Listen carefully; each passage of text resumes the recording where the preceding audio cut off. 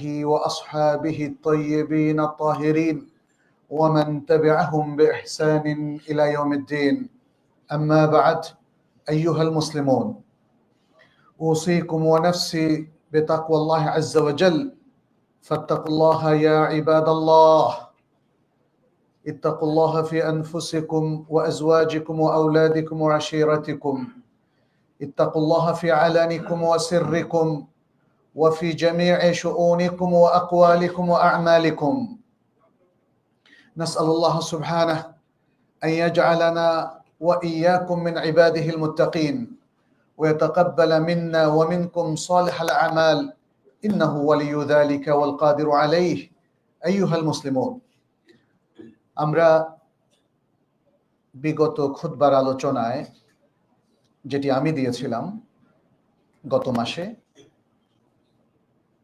ইখতিলাফ এবং মতভেদের বিষয়টা আমরা আল কোরআন এবং সুন্নাহর আলোকে আলোচনা করেছি।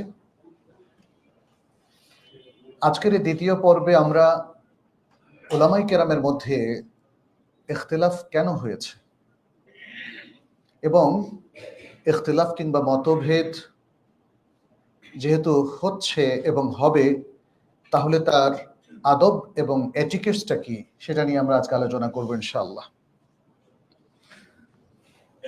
ইমাম ইবনে তাইমিয়া রাহিমাহুল্লাহ তার বিখ্যাত গ্রন্থ রাফউল মালাম আনিল আইম্মাতিল আ'লাম এই গ্রন্থে আমাদের উলামায়ে কেরাম এবং ইমামগণ যে ইখতিলাফ করেছেন তার কারণগুলো তিনি উল্লেখ করেছেন। এই উম্মার মধ্যে যারা সবচেয়ে বুদ্ধিবৃত্তিক আলোচনা করেন তার মধ্যে ইমাম ইবনে তাইমিয়া রাহিমাহুল্লাহ অন্যতম। ফলে তার প্রত্যেকটা কথাই হচ্ছে গবেষণা নিঃসৃত এবং যথেষ্ট গবেষণার পরে তিনি যে কোনো কথা বলতেন এবং লিখতেন। ফলে এই বইয়ের মধ্যে আমরা যথেষ্ট তথ্যপাত্য পাব। আর তার বর্তমান যুগের উত্তরাধিকারী ইলমের দিক থেকে যিনি যাকে এই যুগের ইবনে তাইমিয়া বলা হয় তিনি হচ্ছেন ফাদিলাতু শেখ মুহাম্মদ বিন সালেহ বিন উসাইমিন। তারও আরেকটি বিখ্যাত বই রয়েছে খুব সুন্দর, তিনি বলেছেন আল খিলাফু বাইনাল উলামা আসবাবুহু ওয়া মাওকিফুনা মিন যালিক। আলেমদের মধ্যে মতভেদ, তার কারণ এবং এই ব্যাপারে আমাদের করণীয়। খুব চমৎকার একটা বই, এই বইটা আপনারা পড়ে নিতে পারেন। তো সেসব কিছুর আলোকে খুব সংক্ষেপে আমরা উলামায়ে কেরাম এবং আমাদের আইম্মায়ে কেরামের মধ্যে যে ইখতিলাফগুলো হয়েছিল তার কারণগুলো উল্লেখ করছি। তিনভাবে এটাকে চিহ্নিত করা হয়েছে। প্রথমত, হাদিসের বর্ণনার ক্ষেত্রে কিছু ইখতিলাফ। এই ইখতিলাফের মধ্যে চারটা মৌলিক কারণ পাওয়া যায়। এক নম্বর হচ্ছে হাদিস আমাদের কোনো কোনো আলেমের কাছে বা কোনো কোনো ইমামের। দ্বিতীয় হচ্ছে তার ওই হাদিসটা জানা না থাকা। এগুলোর উদাহরণ নিয়ে আজকে আলোচনা করার সুযোগ নেই সংক্ষিপ্ত পরিসরে, আমি কারণগুলো উল্লেখ করছি। তৃতীয় হচ্ছে আমাদের কোনো কোনো আলেম কিংবা ইমামের সন্দেহ যে হাদিসটা সাব্যস্ত হয়েছে কিনা, অর্থাৎ তার কাছে সাব্যস্ত হয়নি, আবার অন্যদের কাছে সাব্যস্ত হয়েছে। ফলে যার কাছে সাব্যস্ত হয়নি তিনি এই হাদিসের আলোকে কোনো হুকুম দেননি, আবার যাদের কাছে সাব্যস্ত হয়েছে তারা সেই হাদিসের আলোকে হুকুম দিয়েছেন। ফলে আমরা দেখতে পাচ্ছি আলেমদের মধ্যে দুটো মত এখানে তৈরি হলো। কোনো কোনো ক্ষেত্রে একাধিক মত বা তৃতীয় চতুর্থ মত আমরা পাচ্ছি। তৃতীয় হচ্ছে হাদিস হয়তো শুনেছেন, তার কাছে পৌঁছেছে, তিনি জানতেও পেরেছেন কিন্তু তিনি ভুলে গেছেন। অতীতের সময়টা তো আর বর্তমানের মতো এমন নয় যে সার্চ দিয়ে বের করা যায়, তাই না? একটা হাদিস আমাদের কাছে পৌঁছার পরে হয়তো 10 বছর আগে পৌঁছেছে, আমি এখন ভুলে গেছি। এখন আমার কাছে সেই রিসোর্সটা অ্যাভেলেবল নাই যে আমি হাদিসটা খুঁজে বের করব এখন যেটা আছে। তাহলে হাদিসের সাথে রিলেটেড এর চারটা অবস্থা আমরা দেখতে পাচ্ছি। দ্বিতীয় হচ্ছে যে নুসুস বলতেই বোঝানো হয় কোরআন এবং সুন্নাহর ভাষ্য বা বক্তব্য। কোরআনের কোনো আয়াত অথবা রাসূল সাল্লাল্লাহু আলাইহি সাল্লাম থেকে বর্ণিত কোনো সুন্নাহ অথবা হাদিস। তো এটা হলো নুসুস। এখন যে নুসুসগুলো বিশেষ করে কোরআনের কোনো আয়াত অথবা রাসূল সাল্লাল্লাহু আলাইহি ওয়াসাল্লামের কোনো আকওয়াল বা বক্তব্য আমাদের কাছে এসেছে, সাব্যস্ত হয়েছে, কিন্তু সেটা বোঝার ক্ষেত্রে কি রুলিং অথবা কি হুকুম এটার থেকে আমরা ইস্তেমবাত করতে পারি, সেই ক্ষেত্রে আমাদের উলামায়ে কেরাম ইখতিলাফ করেছেন। এখানে আরেকটা জিনিসও বলে নেই, এটা আমি বহুবার বলেছি, আমার মনে হয় আপনাদের হয়তো মনে আছে। সেটি হচ্ছে ইসলামের সকল বিষয় দুভাগে বিভক্ত। একটা হলো যেটাকে আমরা বলি সাওয়াবিত, এটা ফিক্সড, এর মধ্যে কোনো পরিবর্তন হবে না, কিয়ামত পর্যন্ত যেটা সাব্যস্ত হয়েছে এর মধ্যে কোনো পরিবর্তন হবে না। আর আরেকটা এরিয়া হচ্ছে মুতাগায়্যিরাত, চেঞ্জেবল। এখানে এখানে কোরআন থেকে খুব স্পষ্ট করে বা হাদিস থেকে স্পষ্ট করে কিছু সাব্যস্ত করা হয়নি। কোরআন হাদিসের এখানে মৌলিক কিছু নীতিমালা কিংবা বক্তব্য রয়েছে, বাট তার মধ্যে মতভেদ করার মতো উপাদানও আছে, মতভেদ করার উপাদানও আছে। তাহলে এই এরিয়াটাকে বলা হয় মাজালুল ইজতিহাদ বা ময়দানুল ইজতিহাদ, ইজতিহাদের ময়দান, ইজতিহাদ এবং গবেষণা করার জায়গা। গবেষণা সেই জায়গায় করা যায় যেখানে গবেষণা থেকে উদ্ভূত মত পেশ করার অনুমতি শরিয়াতে থাকে। ফলে এই জায়গায় যেহেতু ইখতিলাফের সুযোগ আছে, ফলে উলামায়ে কেরাম ইখতিলাফ করেছেন, ইজতিহাদ করেছেন, ইজতিহাদের ভিত্তিতে ইখতিলাফটা হয়েছে। এটা কিন্তু তার মনে হয়েছে, এই ভিত্তিতে কোনো ইখতিলাফ হয় নাই। ইখতিলাফ হয়েছে রিসার্চ, গবেষণা এবং ইজতিহাদ নির্ভর। ফলে এই জায়গায় এসে আমরা দেখি যে কোরআন সুন্নাহর নুসুসগুলো বোঝার ক্ষেত্রে উলামায়ে কেরামের মধ্যে ইখতিলাফ, মুজতাহিদিনে কেরামের মধ্যে ইখতিলাফ হয়েছে, এবং এটাকেও চারটা ভাগে ভাগ করা যায়। এক, স্পষ্ট নসগুলো বোঝা উলামায়ে কেরামের ইখতিলাফ, এক নাম্বার। যেমন এর অনেক উদাহরণ আছে, খুব বেশি উদাহরণ টানবো না, কি পয়েন্টগুলো শুধু মনে রাখেন। আপনারা যে দুটো বইয়ের কথা উল্লেখ করলাম সেগুলো বাংলায় হয়েছে আমার যতটুকু জানা, তাহলে সে বইগুলো পড়ে নিতে পারেন। একটা ছোট্ট উদাহরণ, যেমন ওয়াল মুতারাব্বাসাতু ওয়াল মুতাল্লাকাতু ইয়াতারাব্বাসনা বিআনফুসিহিন্না সালাসাতা কুরু। তালাকপ্রাপ্তা মহিলা 3 কুরু পর্যন্ত সেই ইদ্যত। এখন কুরু এটা যদিও শাব্দিক তারতম্য, বাট এটা বোঝার ক্ষেত্রেও আমরা দেখি যে উলামায়ে কেরামের ইখতিলাফ আছে।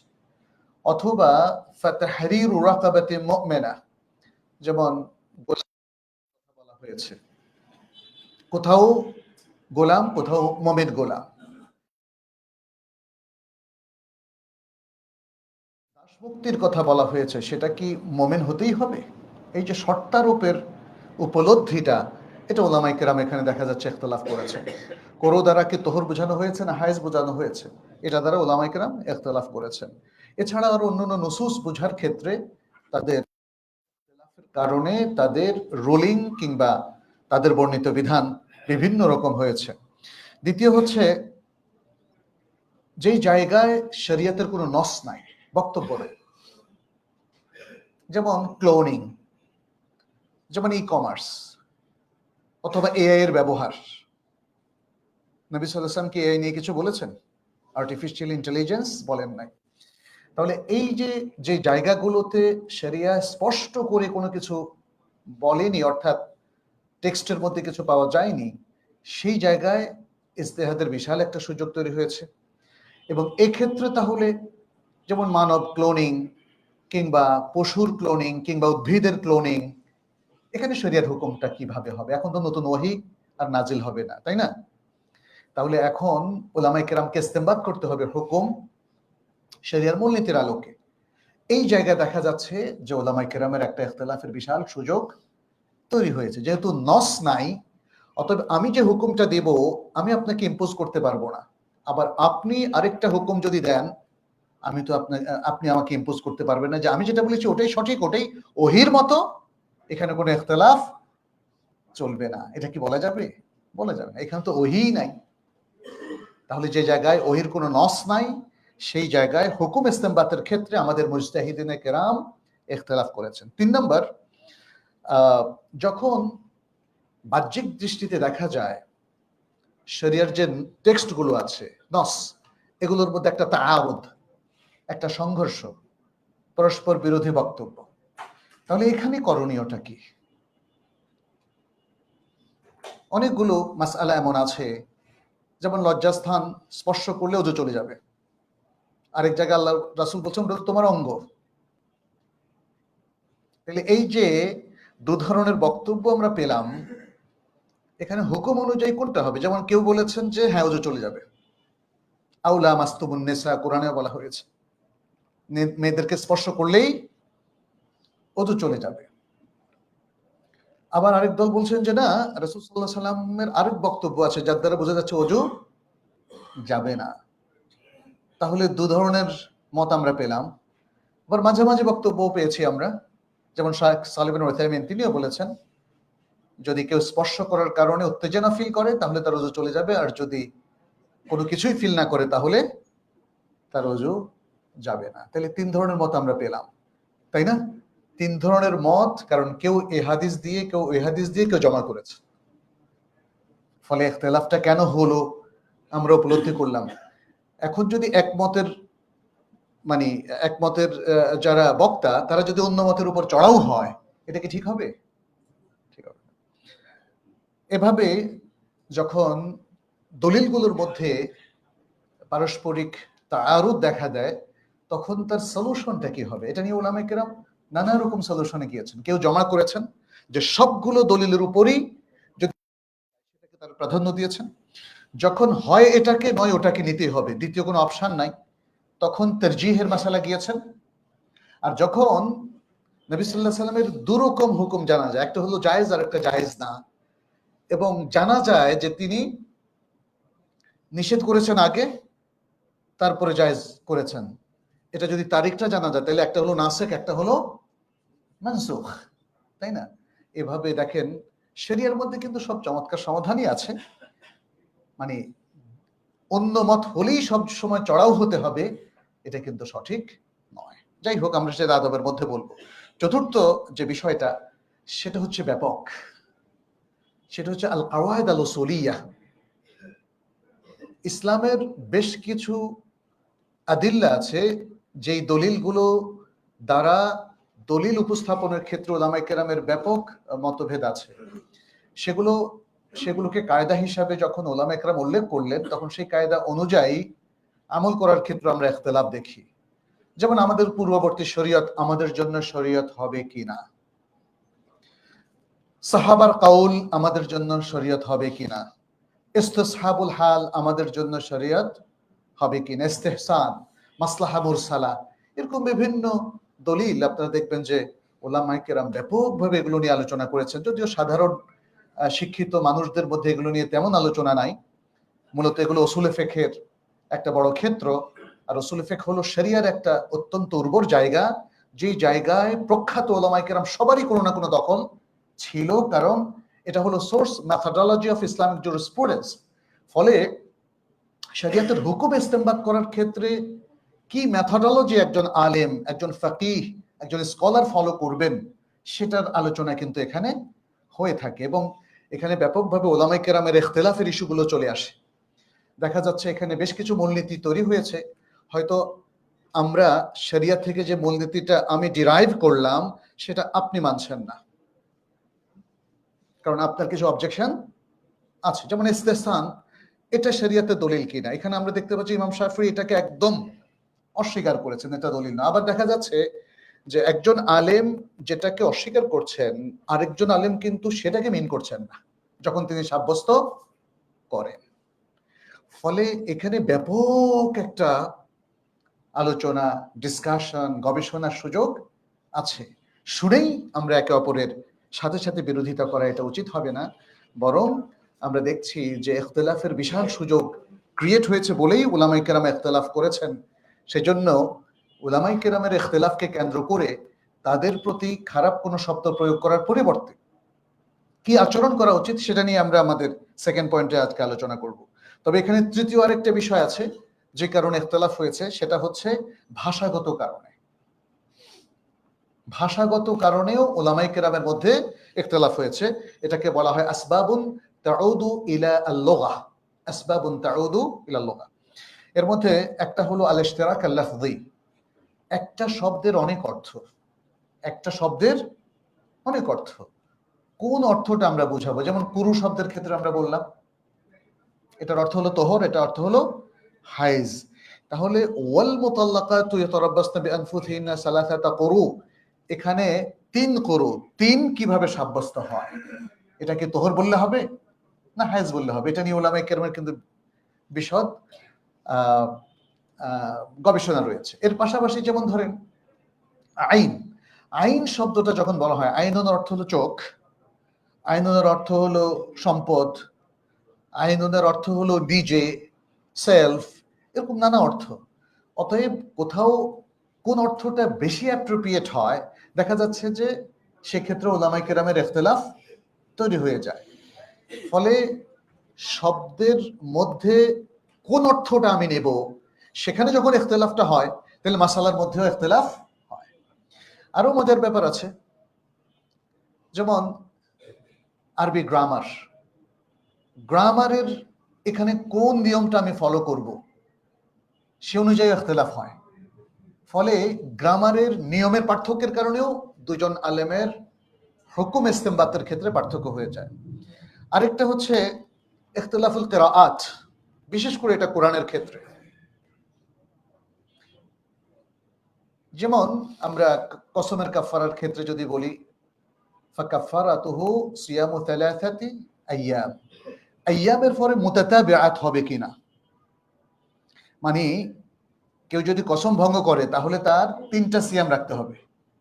এই 3টা সিয়াম কি লাগাতার রাখবে নাকি ভেঙে ভেঙে রাখলে হবে? এখানে একটা কেরাতে বলছে লাগাতার রাখার কথা। তারপরে সেই কেরাতটা কি খবরে ওয়াহেদ নাকি মুতাওয়াতির, ইত্যাদি নানা ইখতিলাফ রয়েছে।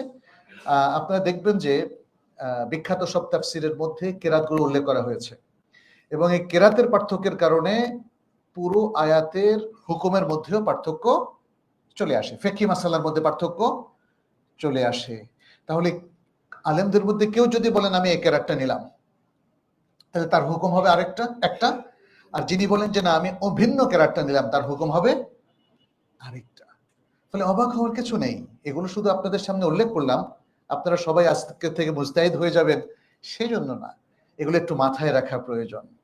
আমাদের উলামায়ে কেরাম এত ইখতিলাফ করেছেন, আমাদের লোকজন দেখলাম যে এক্সস্টেড হয়ে গেছে, বলছে আমরা ত্যক্ত বিরক্ত, কেন উলামায়ে কেরাম এত ইখতিলাফ করেন?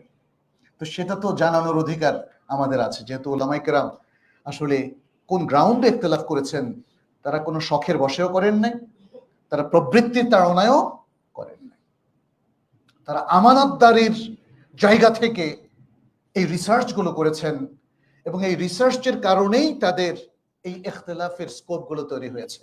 অতএব এগুলো বানোয়াট কিছু নয়, অ্যাকসেপ্ট কিছু মানুষ যারা রিসার্চ না করে আন্দাজে দলিল ভিত্তিক কথা না বলে কোনো মত প্রকাশ করে, তারা কিন্তু আমাদের ডিসকাশনের বাইরে, এটা মনে রাখবেন।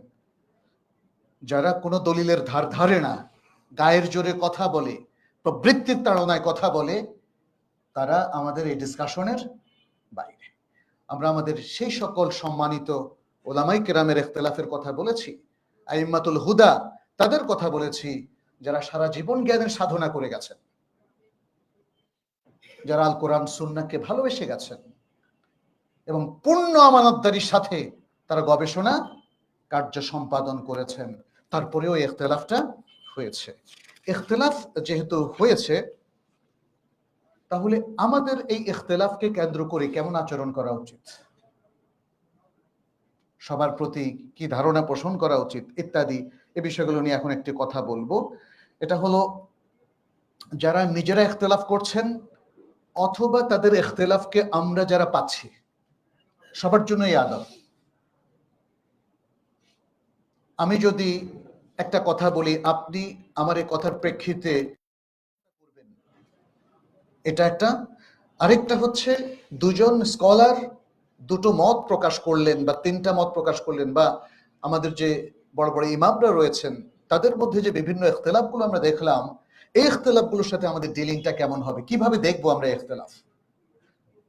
যাদের পছন্দ হয় তাদেরকে সম্মান করব, আর যাদের অপছন্দ হয় তাদেরকে গালিগালাজ করব? হ্যাঁ, এখানেই এই আদবের প্রশ্ন। প্রথম হচ্ছে, সবার তো সবকিছু জানা থাকে না। প্রথম আদবটা হলো আমাদের, একজন যদি বলেন আমি এটা জানি না, সে ওদরটাকে কবুল করা। আমরা অনেক সময় এটাও কবুল করতে চাই না। উনি জানি না বললেই হলো, আসলে উনি জানেন কিন্তু মিথ্যা কথা বলছেন। দেখেন, এটা আদবের খেলাফ। একজন ব্যক্তি তিনি নাও জানতে পারে, আর তিনি যদি বলেন তিনি জানেন না, তাহলে এটা গ্রহণ করতে হবে। ইমাম মালিকের মতো ইমাম দেখান তো সারা পৃথিবীতে এই মুহূর্তে কেউ আছে? তাকে 40টা প্রশ্ন করা হয়েছিল, তিনি মাত্র 4টা প্রশ্নের উত্তর দিয়েছিলেন, কারণ ওগুলো তার জানা ছিল। আর বাকিগুলোর ক্ষেত্রে কি বলেছিলেন? লা আদরি, আমি জানি না। আমি জানি না, এর জন্য তাদেরকে ধন্যবাদ দিতে হবে। সাহসী মানুষই বলতে পারে আমি জানি না। আর যে ভীতু, সে জানার ভান করে এবং বলে আমি জানি, এবং আন্দাজে একটা উত্তর দিয়ে দেয়। এইটা ইসলামের নিয়ম নয়, আমাদের ইমামদের নিয়ম না। ইমামরা কোনোদিন, আমি যতটুকু অধ্যয়ন করেছি, তাদের কাউকে না জানা অবস্থায় উত্তর দিতে আমরা দেখি নাই। উত্তর দিয়ে তারা ভুল করেছেন, কখনো কখনো হতে পারে এটা, কিন্তু সেটা হয়তো তার জানা ছিল, সেটা হয়তো তার গবেষণা প্রসূত ছিল। মনে রাখবেন, ইজতিহাদি ক্ষেত্রে আমি পূর্ণ প্রস্তুতি নিয়ে কথা বললেও ভুল করতে পারি। এটা তো নবী সাল্লাল্লাহু আলাইহি সাল্লাম নিজেই স্পষ্ট করে বলেছেন একটা বিশুদ্ধ হাদিসে। কি বলেছেন তিনি? তিনি বলেছেন, মান ইজতাহাদা ফাআসাবা ফালাহু আজরান ওয়া মান ইজতাহাদা ফাআখতা ফালাহু আজরুন ওয়াহিদ। যে ব্যক্তি ইজতিহাদ করলো, তারপর সঠিক সিদ্ধান্তে উপনীত হলো, তার জন্য 2টো সওয়াব। আর যে ব্যক্তি ইজতিহাদ করলো, তারপরে ভুল সিদ্ধান্তে উপনীত হলো, তার জন্য 1টা সওয়াব। তাহলে নবী সাল্লাল্লাহু আলাইহি সাল্লাম ইজতিহাদকে রেকমেন্ড করেছেন কিনা? করেছেন। তিনি পারমিশন দিয়েছেন যে ইজতিহাদের জায়গায় ইজতিহাদের যোগ্য ব্যক্তি ইজতিহাদ করতে পারবে, ইভেন যদি সে ভুল করে তাকে পাকড়াও করা হবে না, তার বিরুদ্ধে কোনো অবজেকশন দেওয়া হবে না, বরং সে প্রশংসিত কাজ করেছে বলে স্বীকৃতি দেওয়া হবে। তবে অবশ্যই তার পজিশন ওই ব্যক্তির মতো হবে না যে সঠিক সিদ্ধান্ত দিয়েছে। সঠিক সিদ্ধান্ত হলে 2টো সওয়াব, আর ভুল সিদ্ধান্ত হলে কিছুই পাবে না, এমন 1টা সওয়াব। তার মানে তাকেও স্বীকৃতি দেওয়া হয়েছে, তার ইজতিহাদটা ভ্যালিড, তার ইজতিহাদটা ভ্যালিড। এখানে খুব চমৎকার সব ডিসকাশন আছে। ইজতিহাদি ক্ষেত্রে তো আমরা জানি না যে কোনটা হক। উলামায়ে কেরামের 2টো মত আছে। কেউ বলেছেন সবগুলো মত ঠিক, আর কেউ বলেছেন যে না, যে কোনো মাসালায় হক কয়টা? 1টা। কিন্তু সেটা কোনটা? সেটা কি ইমাম আবু হানিফা রাহিমাহুল্লাহটা, নাকি ইমাম মালিক যেটা বলেছেন সেটা, নাকি ইমাম শাফিঈ, নাকি ইমাম আহমদ ইবনে হাম্বল, অথবা অন্য কোনো ইমাম? এখানে উলামায়ে কেরাম বলেছেন ইজতিহাদি ক্ষেত্রে এটা গায়রু মুতাআয়্যান, নট ফিক্সড। ফিক্সড হলে তো আর ইখতিলাফি থাকে না। যে কারোটাই ঠিক হতে পারে, যে কারোটাই ঠিক হতে পারে, কিন্তু প্রত্যেকে তার চিন্তা, গবেষণা, দলিলের শক্তি, এসব কিছু বিবেচনা করে যেটা তার কাছে বেশি শক্তিশালী সেটাই তিনি গ্রহণ করবেন। এটা ইজতিহাদের ক্ষেত্রে। কিন্তু যেখানে ইজতিহাদের কোনো সুযোগ নাই, কোথায় ইজতিহাদের সুযোগ নাই? যেখানে নস রয়েছে, এমন নস যে নসের মধ্যে ফার্দার ইজতিহাদ করার কোনো সুযোগ নাই, তাহলে সে জায়গায় ইজতিহাদ করা যাবে না। লা ইজতিহাদা মা'আন নাস, এটা আরেকটা কায়দা। যেখানে শরীয়তের স্পষ্ট নিয়ম নীতি পাওয়া যাবে সেখানে কোনো ইখতিলাফ করা যাবে না, এবং ইজতিহাদ করাও যাবে না। যেখানে ইজতিহাদ করা যাবে না সেখানে ইখতিলাফ করা যাবে না। বুঝতে পেরেছেন? যেখানে ইখতিলাফ করা যাবে না সেখানে ইজতিহাদ করা যাবে না। যেখানে ইজতিহাদ করা যাবে সেখানে ইখতিলাফ করা যাবে। যেখানে ইখতিলাফ করা যাবে সেখানে ইজতিহাদ করা যাবে। খুব সহজ কথা। ফলে আমাদেরকে খুব সাবধান থাকতে হবে যে কোনো মাসালায়, কোন মাসালায় আমি মানুষকে এনকার করছি, কোন মাসালায় মানুষের ভুল ধরছি, এটা খুব ইম্পর্টেন্ট একটা বিষয়। এখানে ইমাম ইবনুল কাইয়্যিমের খুব সুন্দর সুন্দর কথা আছে, একটু পরে বলি। ইমাম ইবনে তাইমিয়া রাহিমাহুল্লাহ বলেন, ওয়া কাসীরু মিনাল মুমিনিন ক্বাদ ইয়াজহালু হাদা ফালা ইয়াকুনু কাফিরান। একটা ডিসকাশন করতে গিয়ে তিনি বলেন, মুমিনদের মধ্যে অনেকেই ইসলামের এই গুরুত্বপূর্ণ জিনিসটা জানে না, এই ব্যাপারে অজ্ঞ। ফলে এই অজ্ঞতার কারণে তাকে কাফির বলা যাবে না। মানে এখানে খুব একটা বড় ডিসকাশনের মধ্যে তিনি এটা বলেছেন। তাতে বোঝা গেল যে মুসলিমদের মধ্যে সবাই যে সবকিছু জানবে এমন নয়, এমনকি জরুরি জিনিসগুলো আমরা অনেকেই জানি না।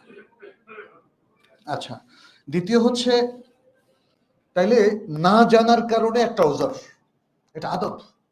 আমার প্রতিপক্ষ তিনি হয়তো এটা জানেন না, এই হাদিসটা জানেন না, এই হাদিসটা তার কাছে পৌঁছে নাই, এই হাদিসটা যে সহি, হয়তো হাদিসটা জানেন, হাদিসটা যে সহি জানেন না। আবার এটাও হতে পারে যেমন একটা দাঈফ হাদিস দিয়ে তিনি কিংবা জাল হাদিস দিয়ে তিনি একটা হুকুম দিয়ে বসেছেন, হয়তো তিনি জানেন না যে এটা জাল হাদিস। তাহলে দেখেন মানুষের মধ্যে একটা সহনশীলতা চলে আসে, রেসপেক্টফুলনেস চলে আসে। আপনি নিজে যিনি এত সব সহি হাদিস জানেন, আপনিও তো কোনো কোনো জায়গায় ভুল করতে পারেন, পারেন কিনা বলেন? আপনিও তো ভুলে যেতে পারেন একটা হাদিসের ভাষ্য, আপনিও তো একটা দাঈফ হাদিসকে সহি বলে ফেলতে পারেন, অথবা হঠাৎ করে একজন জিজ্ঞেস করলো সহি হাদিসকে আপনি দঈফ বলে ফেললেন, হতে পারে কিনা? পারে। তাহলে আমার জন্য যা প্রযোজ্য আমার প্রতিপক্ষের জন্য সেটা মনে রাখতে হবে, এটা হচ্ছে আদব, এটাই হলো আদব। আমি কি আমাকে ক্ষমা করতে পারবো যদি আমি ভুল করি, যদি আমি না জানি, দুনিয়ার সব জ্ঞান অর্জন করতে না পারি? আমি যদি আমাকে ক্ষমা করতে পারি, তাহলে আমার প্রতিপক্ষকেও আমার ক্ষমা করতে হবে, মনে রাখতে হবে। দ্বিতীয় হচ্ছে আল উযরু বিল ইজতিহাদ। ইজতিহাদি ক্ষেত্রে আমি যদি মনে করি নিজে খুব মেধাবী, ইজতিহাদ করে বের করলাম, তাহলে আমার প্রতিপক্ষের উপর আমি আক্রমণ শানাতে পারবো না। তিনিও ইজতিহাদ করেছেন, আমার ধারণা যদি মনে হয় তিনি আমার চেয়ে কম মেধাবী, প্রকৃত অর্থে তিনি আমার চেয়ে বেশি মেধাবী হতেও পারে। মেধাবী কম হওয়া বেশি হওয়া এটা গুরুত্বপূর্ণ নয়, গুরুত্বপূর্ণ হচ্ছে ইজতিহাদের পার্থক্য। দুজনের ইজতিহাদের মধ্যে পার্থক্য সূচিত হতে পারে কিনা? হতে পারে। দুজনের গবেষণায়, এটা পৃথিবীর সব ক্ষেত্রে, শুধু শরিয়ার ক্ষেত্রে না। আপনি দেখেন মেডিকেল সায়েন্সের মধ্যেও তাদের ইখতিলাফ আছে কিনা গবেষণায়। রোগ ডায়াগনোসিস করার ক্ষেত্রে আপনি দেখেন দুজন ডাক্তার দু রকম বলে কিনা। আমরা আমাদের বেশ কিছু প্রজেক্টে দেখলাম যে আর্কিটেক্ট বেশ মানে খুব উঁচু দরের মানসম্পন্ন আর্কিটেক্টদেরকে যখন দেখালাম, একজন আরেকজনের ভুল বের করেন। তার মানে আসলে সুযোগ আছে, কারণ কেউ তো নিখুঁত নন। আমি এটা বোঝাতে চাচ্ছি এতটুকু যে প্রত্যেক ফোনের মধ্যেই আপনি দেখেন যেখানেই মানুষের ক্রিয়েটিভিটি, চিন্তা চেতনার কে কাজে লাগিয়ে কাজ করার সুযোগ সৃষ্টি হয়েছে, সেখানে ইখতিলাফ হয়েছে। সুন্দরের যেমন কোনো শেষ নেই, পারফেকশনেরও কোনো শেষ লিমিট নাই, ফলে মানুষের মধ্যে ইখতিলাফ থাকবে। ফলে আমাদের মধ্যে যে ইখতিলাফগুলো হয়েছে ইজতিহাদের ভিত্তিতে, আমরা উলামায়ে কেরামের জন্য ওজর তালাশ করতে হবে যে তিনি ইজতিহাদ করেছেন, এইটা আমার সাথে মেলেনি, তারপরে তিনি সম্মানিত ব্যক্তি। ইমাম ইবনে তাইমিয়া রাহিমাহুল্লাহ, দেখেন তিনি তো রাফউল মালাম আনিল আইম্মাতিল আ'লাম, দেখেন বইয়ের শিরোনামই দিয়েছেন, সে বিখ্যাত বড় বড় আলেমদের উপর থেকে মালামত, তিরস্কার উঠিয়ে নেওয়া, এটা তিনি শিরোনাম দিয়েছেন যে এত বড় আলেম তাদেরকে তিরস্কার করা আমাদের সাজে না। যেমন সাহাবায়ে কেরামকে কোনো তিরস্কার করা চলবে না, যদিও তারা একে অপরের বিরুদ্ধে যুদ্ধ করেছেন, যদিও তারা রাজনৈতিক ইস্যু কিংবা সামাজিক ইস্যু নিয়ে ইখতিলাফ করেছেন, তবুও তাদের বিরুদ্ধে ব্লেম আনা যাবে না, অবজেকশন দেওয়া যাবে না। কারণ সাহাবায়ে কেরামের ব্যাপারে আহলুস সুন্নাহ ওয়াল জামাতের সবারই মত হলো আল ইমসাক আম্মা শাজারা বাইনাহুম। সাহাবায়ে কেরামের মধ্যে যত ঝগড়া বিবাদ কিংবা মতভেদ হয়েছিল, সেটা নিয়ে পানি গোল করা যাবে না, বরং সে ব্যাপারে আমাদের চুপ থাকা, এটাই হচ্ছে আহলুস সুন্নাহ ওয়াল জামাতের নির্দেশনা। আমাদের চুপ থাকাটা কি? ফরজ। চুপ থাকাটা ফরজ, কাউকে ব্লেম করা যাবে না। তাহলে পরবর্তী ইমামদের ব্যাপারেও আমরা একদম হয়তো চুপ থাকবো না, হয়তো বলবো এটা ঠিক, এটা ঠিক নয়। সাহাবায়ে কেরামের ক্ষেত্রে আমরা শুধুমাত্র একটা উযর উল্লেখ করবো, সেটা হলো ইজতিহাদ। তারা ইজতিহাদ করেছেন এবং সেই ইজতিহাদের ক্ষেত্রে কখনো সওয়াব কখনো খাতা হয়েছে, বাট সেটা বিচারের অথরিটি আমি আপনি নই। আর অন্যদের ক্ষেত্রে উলামায়ে কেরাম পরবর্তীতে তাবেউন, আতবাউত তাবেউন, তারা যে ফয়সালাগুলো দিয়েছেন ফিকহি ফয়সালা, সেক্ষেত্রে পরবর্তী উলামাদের অধিকার আছে গ্রহণ করা বা বর্জন করা হাদিসের আলোকে এবং কোরআনের আলোকে, নিজের মন মতো নয়। ফলে এখানে ইজতিহাদের ভিন্নতার কারণে আমাদের ইজতিহাদের ব্যাপারে ওজরটা পেশ করতে হবে। আচ্ছা, এখানে ইমাম ইবনে তাইমিয়া রাহিমাহুল্লাহ তিনি বলেন, ওয়া তাকলিদুল আজিজি আনিল ইস্তিদলাল লিল আলিম ইয়াজুজু ইনদাল জমহুর। তিনি বলেছেন যে ব্যক্তি সাধারণ মানুষ, শিক্ষিত মানুষ, সে যদি দলিল আদিল্লাগুলো ভালো করে বুঝতে না পারে, তাহলে সে কোনো মুহাক্কিক আলেমকে অনুসরণ করতে পারে। এটা জমহুর উলামা কেরামের বক্তব্য।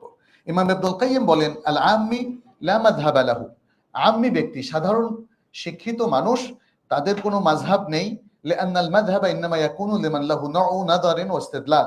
তিনি বলছেন মাযহাব তো হয়, মাযহাব মানে মতামত, মাযহাব মানে কি? ইজতিহাদি মতামত, সেই ব্যক্তির যার চিন্তা গবেষণার তৌফিক আছে। অতএব সাধারণ মানুষ তিনি তার মুফতিকে অনুসরণ করবেন বা মুহাক্কিক কোনো আলেমকে অনুসরণ করবেন, তার কাছ থেকে দলিল জেনে নেবেন। এটা হাসিয়াতে ইবনে আবেদিন, যেটাকে ফতোয়া শামিয়া বলা হয়, আমাদের দেশে খুবই বিখ্যাত একটা ফাতাওয়া, তার রাইটার ইবনে আবেদিন তিনিও বলেছেন, হানাফি মাযহাবের বিখ্যাত একজন ব্যক্তি, তিনি বলেছেন সাধারণ মানুষ তার মুফতিকে ফলো করবে। অতএব কোনো সুনির্দিষ্ট মাযহাব যেটা বইয়ের মধ্যে লিপিবদ্ধ আছে, কিংবা যিনি মারা গিয়েছেন, যেমন ইমাম আবু হানিফা রাহিমাহুল্লাহ, ইমাম মালিক, ইমাম শাফিঈ, তাদের নামে যে মাযহাবগুলো আছে, এটা সাধারণ মানুষের পক্ষে চিন্তা গবেষণা করে অনুসরণ করা সম্ভব নয়। তাকে তার ইমামের কাছে আসতে হবে, বা খতিব সাহেবের কাছে বা মুফতি সাহেবের কাছে আসতে হবে, আমাকে ওযুটা শিখিয়ে দেন, আমাকে সালাতের মাসালাগুলো শিখিয়ে দেন, আমি শরীয়ত কিভাবে ফলো করব সেটা বলে দেন। বই খুলে খুলে ইজতিহাদ করে একটা মাযহাব বোঝা, কোরআন বোঝা এবং হাদিস বোঝা প্রায় একই ধরনের কাজ। ফলে এই জন্য ইমাম ইবনুল কাইয়্যিম বলেছেন আসলে সাধারণ মানুষ তিনি করবেন। আচ্ছা, যাক, তৃতীয় হচ্ছে উলামায়ে কেরামের যে ইখতিলাফগুলো আছে, সেই ইখতিলাফগুলোর কারণ তো আমরা উল্লেখ করলাম। অতএব সেই ইখতিলাফগুলোর কারণে উলামায়ে কেরামের সাথে আদব রক্ষা করতে হবে, তাদের উপর চড়াও হওয়া যাবে না, গালমন্দ করা যাবে না। আপনি এটাও বলতে পারবেন না আমি খুব বিস্মিত হচ্ছি কিভাবে ইমাম মালিক রাহিমাহুল্লাহ এই মতটা প্রদান করলেন। আপনার বিস্মিত হওয়ার কোনো কারণ নেই প্রিয় ভাইয়েরা, এবং কোন ইমামকে গালমন্দ করার কোনো অধিকার নাই।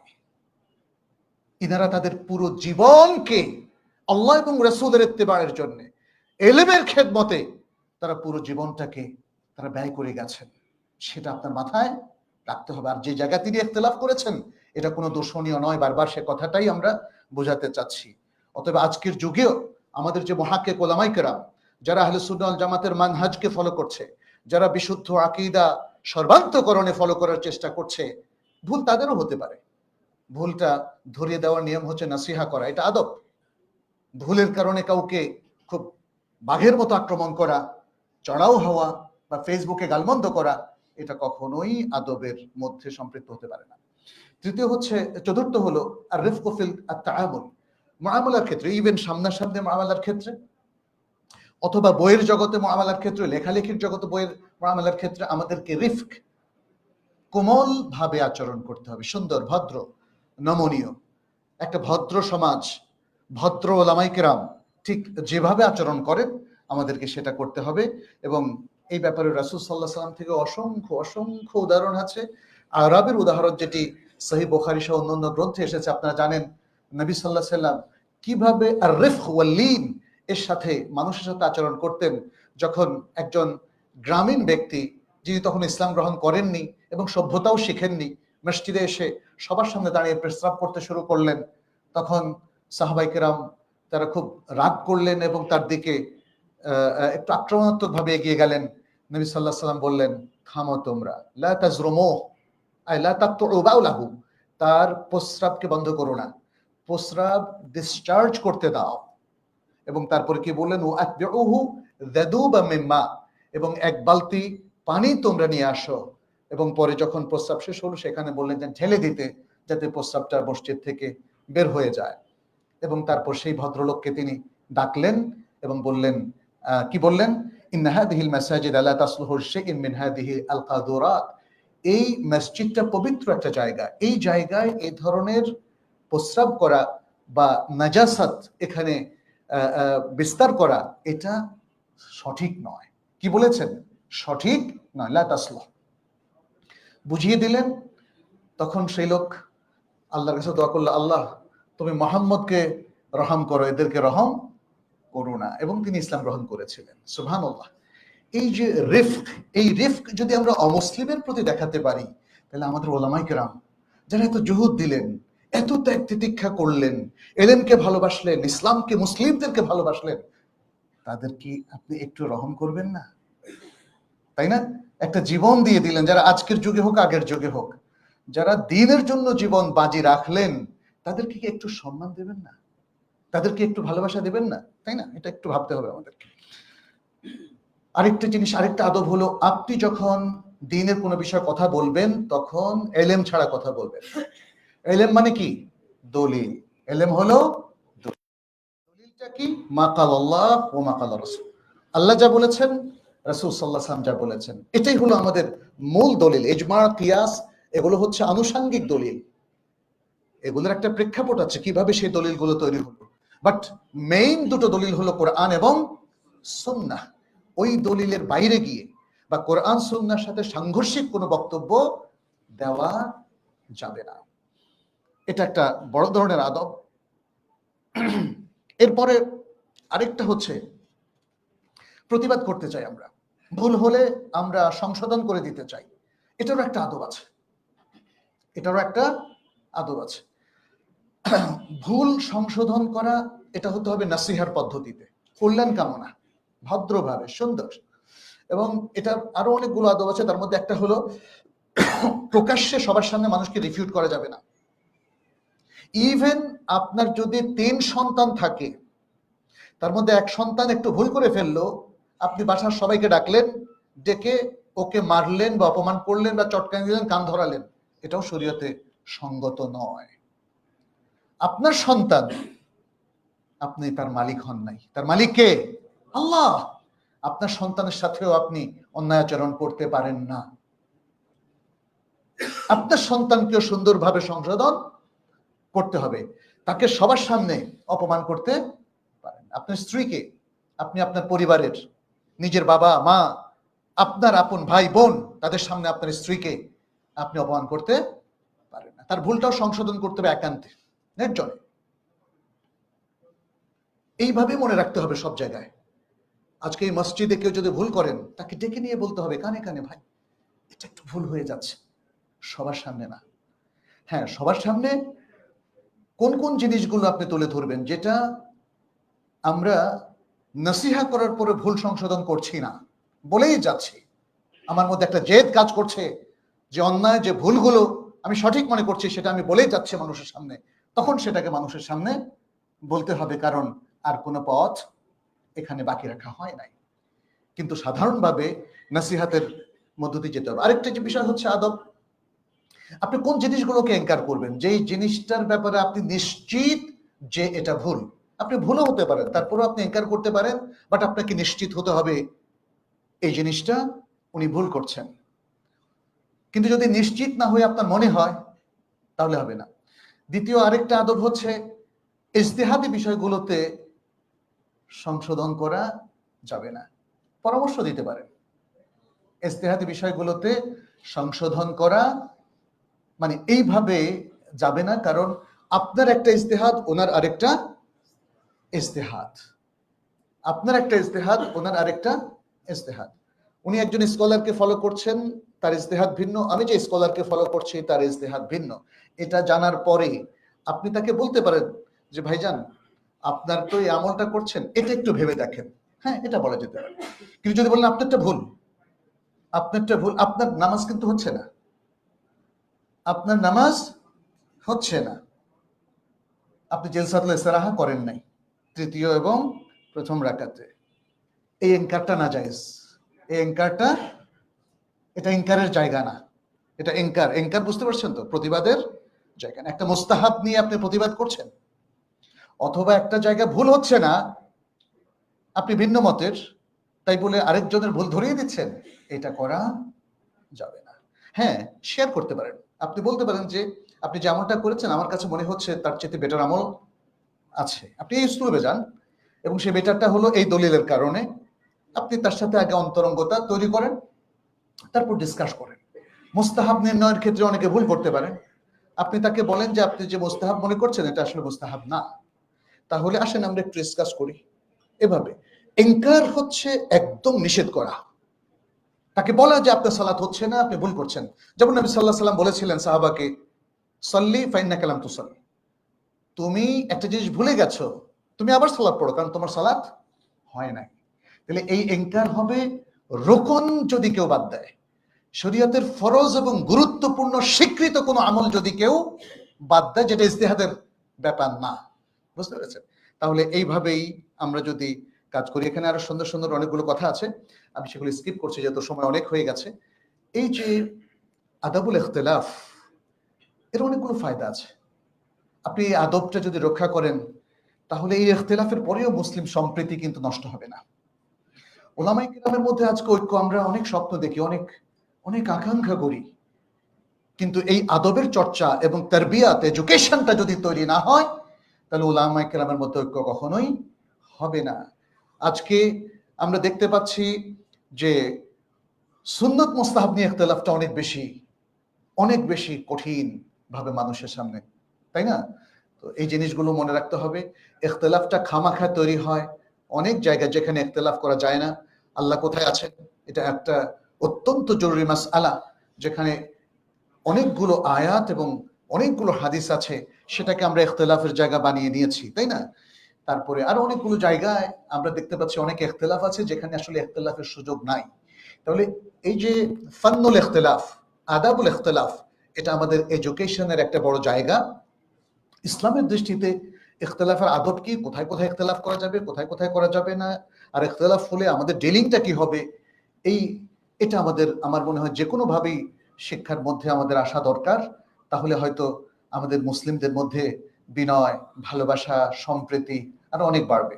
আল্লাহ আমাদেরকে সে তৌফিক দান করুন। আকুলু কাওলি হাদা ওয়া আস্তাগফিরুল্লাহ লি ওয়া লাকুম ওয়া লিসাইরিল মুসলিমিন ফাস্তাগফিরুহু ইন্নাহু হুয়াল গফুরুর রহিম। আলহামদুলিল্লাহি রাব্বিল আলামিন ওয়াল আকিবাতু লিল মুত্তাকিন ওয়াসসালাতু ওয়াসসালামু আলা নাবিয়িনা মুহাম্মাদিন ওয়া আলা আলিহি ওয়া আসহাবিহি আজমাইন, আম্মা বা'দ। সম্মানিত উপস্থিতি, আজকের আলোচনায় আসলে আমরা বিগত খুতবার পরিপূরক আলোচনা করেছি, সময় একটু বেশি লেগে গেছে, কিন্তু আলোচনাটা আমরা মোটামুটি কমপ্লিট করলাম। এর সাথে আমাদেরকে যে জিনিসটা করতে হবে সেটা হলো জ্ঞানের চর্চা। আমাদের সন্তানদেরকেও সঠিক প্রতিষ্ঠানে আমাদেরকে দিতে হবে, যেখানে তারা জ্ঞান শিখবে, আচরণ শিখবে, আখলাক শিখবে এবং ফান্নুত তাআমুল শিখবে। এক্ষেত্রে আমাদের মাদ্রাসাতুস সিদ্দিক আমি রেকমেন্ড করছি আপনাদের জন্য একটা ভালো প্রতিষ্ঠান হতে পারে। স্বল্প পরিসর, ছোট্ট জায়গা, কিন্তু তারপরেও ইনশাআল্লাহ এখানে যেহেতু আমরা অনেকেই এবং আমাদের সাথে আরো অনেক ওলামায়ে কেরাম আছেন যারা এখানে উপদেষ্টা, শিক্ষা উপদেষ্টা হিসেবে কাজ করছেন, professor doctor Abu Bakar Mohammad Zakaria, professor doctor Saifullah, doctor Abdul Al Kafi সহ আরো অনেকেই আছেন। তো এখানে সামনে ভর্তি হবে, ভর্তির জন্য আবেদনপত্র ছাড়া হয়েছে, আপনারা ভর্তি করানোর জন্য আপনাদের সন্তানদের জন্য আবেদনপত্র নিতে পারেন। বলেছি যে জ্ঞানের সাথে সম্পৃক্ততা প্রয়োজন। আমাদের এখানে যে হালাকাগুলো হয় নিয়মিত, সেগুলোতে আপনারা অংশগ্রহণ করবেন। পাশাপাশি অনলাইনে আমাদের যে প্রতিষ্ঠানগুলো আছে সেখানেও বেশ কিছু কোর্স আমরা অফার করছি, যেমন তাইবা একাডেমিতে diploma in Islamic studies, diploma in Arabic language, Talimul Quran, advance Talimul Quran.